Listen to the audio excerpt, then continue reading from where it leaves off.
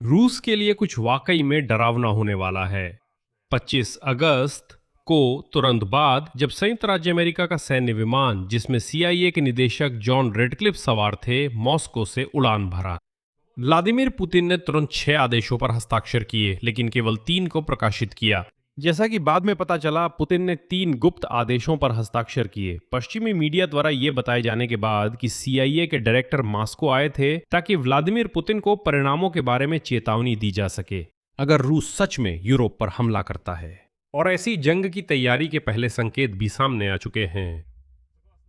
खुफिया जानकारी के अनुसार रूसी सेना ने कलिनिंग्राद क्षेत्र में लामबंदी की तैयारी के लिए अभ्यास किया और अन्य क्षेत्रों में भी रक्षा मंत्रालय के बुनियादी ढांचे की जांच करते हुए कि वे नए रंग रूटों को लेने के लिए कितने तैयार हैं, उन्हें भोजन और हथियार उपलब्ध कराने के लिए। इसके अलावा अमेरिकी खुफिया एजेंसी को जानकारी मिली है कि व्लादिमीर पुतिन उत्तर अटलांटिक गठबंधन की मजबूती को परखने की कोशिश कर सकते हैं।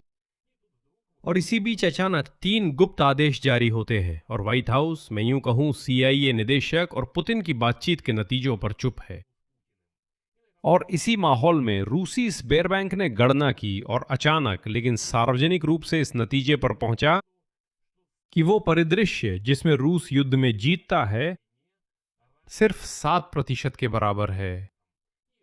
और इसी समय आर्मेनिया ने घोषणा की कि वो उन रूसियों को रोकने की कोशिश नहीं करेगा जो रूस में लामबंदी की नई लहर घोषित होने पर देश से भागकर आर्मेनिया आना चाहेंगे और वो उनकी मदद करने के लिए तैयार हैं।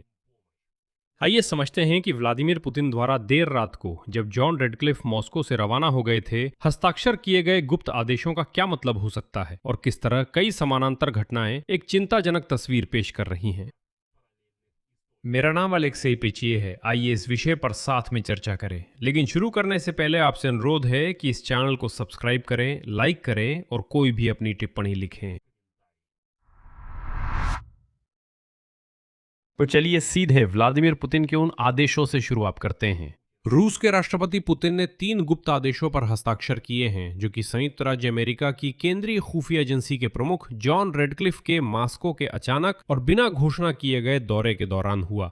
इसकी पुष्टि रूसी संघ के कानूनी सूचना पोर्टल से होती है। दी सरकारी पोर्टल के अनुसार 25 अगस्त को व्लादिमीर पुतिन ने 3 खुले और प्रकाशित आदेशों पर हस्ताक्षर किए, नंबर 608, 609 और 610। इनमें से 2 इराक में रूसी राजदूत में बदलाव से संबंधित है और एक आदेश विकलांगों और पूर्व सैनिकों के मामलों की आयोग की संरचना में बदलाव करता है। इसके साथ ही व्लादिमीर पुतिन द्वारा 24 अगस्त की पूर्व संध्या पर हस्ताक्षरित अंतिम प्रकाशित आदेश का नंबर 604 है और वैसे इसका विषय भी पहले से ही ज्ञात है। ये सरकार को तथाकथित अस्थायी प्रबंधन के तहत लेने की अनुमति देता है। असल में अगर मालिकों ने ड्रोन हमलों से उचित सुरक्षा नहीं दी है तो सरकार लगभग किसी भी संपत्ति और उद्यम को जब्त कर सकती है। यानी सीआईए निदेशक की यात्रा से ठीक एक दिन पहले क्रेमलिन ने यूक्रेनी ड्रोन से अपर्याप्त सुरक्षा के बहाने रूस में किसी भी व्यवसाय का वास्तविक राष्ट्रीयकरण करने का अधिकार बढ़ा लिया।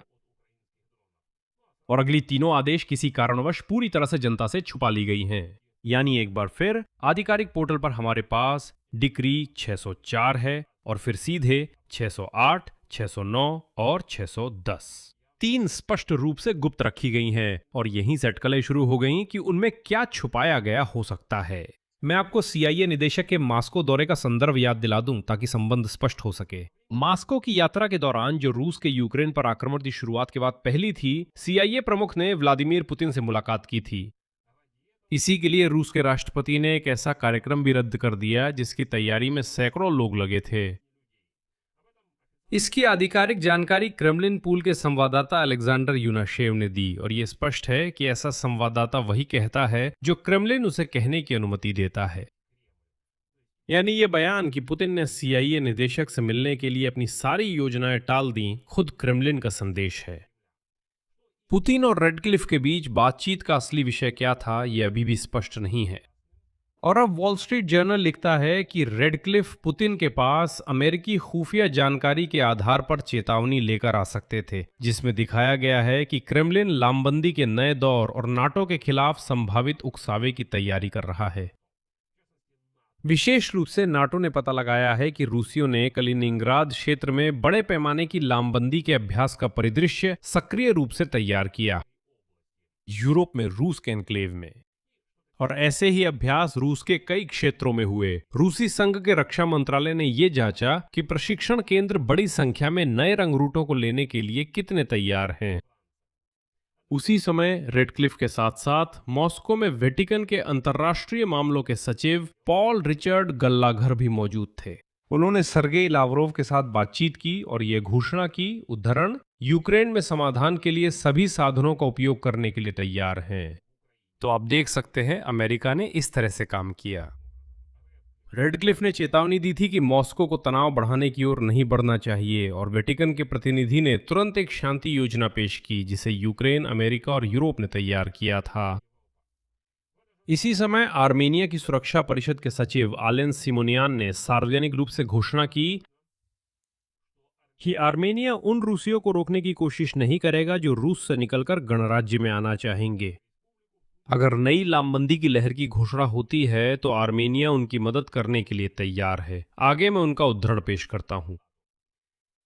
सीमा पर कोई भी किसी से ये नहीं पूछेगा कि वो यहाँ क्यों आया है। रूसी व्यक्ति से मैं सिर्फ एक बात कह सकता हूं, आर्मेनिया में आपका स्वागत है। यहाँ हम सभी से प्यार करते हैं, सभी का सम्मान करते हैं और वे यहाँ वो सब कुछ पाएंगे जो वे आर्मेनिया आकर पाना चाहते थे, और जब उन्हें सुविधा हो वे वापस रूस लौट सकते हैं।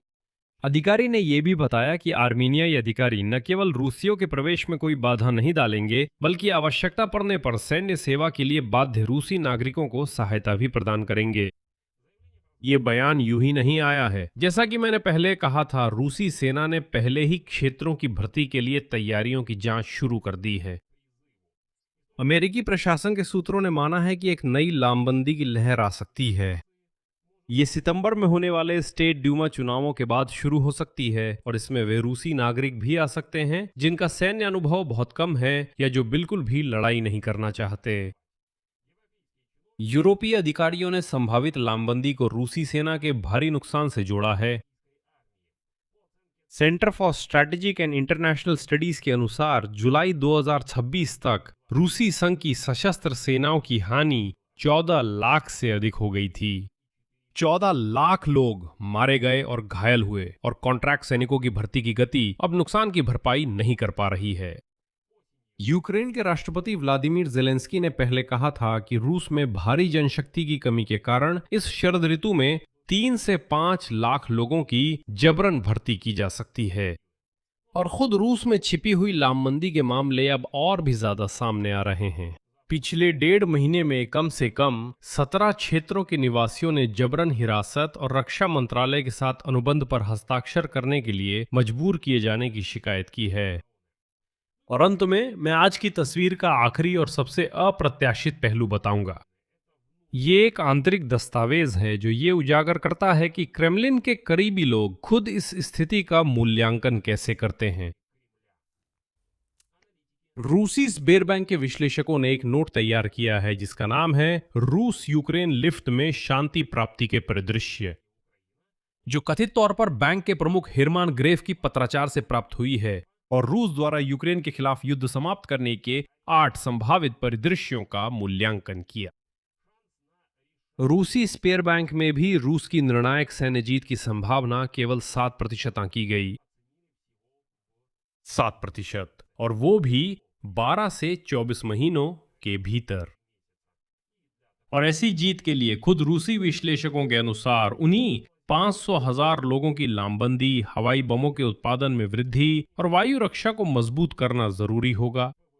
और ड्रोन के स्वायत्त झुंडों के निर्माण में प्रगति जो ऑपरेटरों के बिना कृत्रिम बुद्धिमत्ता की मदद से आपस में समन्वय कर सकें। नोट में आंतरिक समस्याओं के पैमाने को सीधे तौर पर स्वीकार किया गया है।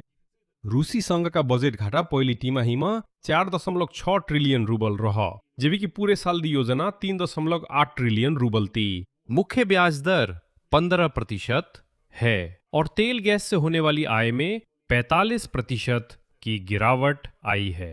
रक्षा उद्योग में लगभग 4 लाख कर्मचारियों की कमी है। माइक्रो इलेक्ट्रॉनिक्स, गोला बारूद और इंजन की भी कमी है। रूस ने 35 तक वायु रक्षा घटक खो दिए हैं और सैन्य हताहतों की संख्या औसतन हर महीने 30,000 आंकी जाती है। ये मारे गए और घायल हुए लोग हैं। इसके साथ ही लगभग 90 नए अनुबंधित सैनिकों का इस्तेमाल सिर्फ इन्हीं नुकसानों की भरपाई के लिए किया जाता है। रूसी विश्लेषकों स्बेरबैंक के अनुसार सबसे संभावित परिदृश्य ट्रंप समझौता है। 32% संभावना, समय सीमा 6 से 12 महीने। इस परिदृश्य के अनुसार ट्रंप नवंबर में अमेरिका में मध्यावधि चुनावों तक समझौते को तेजी से आगे बढ़ाएंगे। युद्ध वर्तमान मोर्चेनी रेखा पर जम जाता है, कुछ प्रतिबंध हटा लिए जाते हैं और यूक्रेन का नाटो में शामिल होना अभी भी अवरुद्ध रहता है। दूसरे स्थान पर तथाकथित कोरियाई गतिरोध है 22%। बड़े पैमाने पर सैन्य कार्रवाई बिना औपचारिक शांति समझौते के समाप्त हो जाती है। मोर्चा स्थिर हो जाता है, लेकिन कानूनी रूप से युद्ध जारी रहता है। निचले स्तर पर ड्रोन युद्ध जारी रहता है। कुल मिलाकर ये दोनों परिदृश्य मिलाकर 54% कुल संभावना देते हैं। तो इसका मतलब है कि खुद क्रेमलिन में इस लीग के अनुसार सबसे यथार्थवादी विकल्प युद्ध को जमे हुए गतिरोध में बदलना ही मानते हैं, न कि रूस की कोई जीत। एक बार फिर रूस का स्बेरबैंक रूस की जीत की संभावना को 7% आंकता है। इसी के साथ विश्लेषक साफ तौर पर बताते हैं कि रूस के लिए सबसे अनुकूल वार्ता का मौका अभी है और इसके बाद साल के अंत तक और आगे मॉस्को की स्थिति तरलता की कमी के कारण खराब हो सकती है।